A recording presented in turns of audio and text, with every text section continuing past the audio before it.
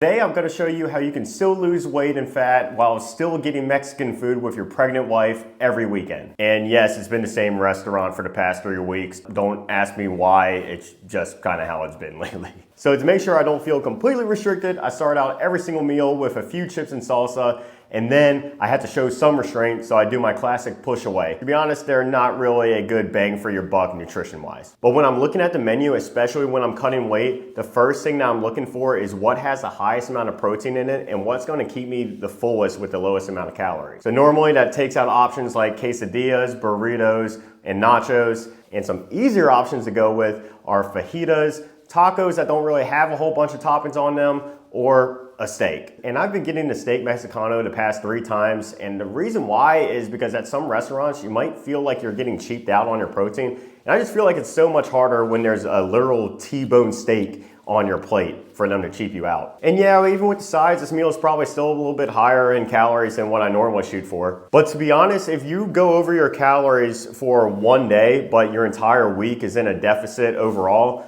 you're not really going to be losing any progress. And one meal or one type of food that isn't the most healthy doesn't define your progress at all unless you eat like a complete ass. So when you're going through a cut, cook most of your meals at home and don't stress out if you eat out every now and then.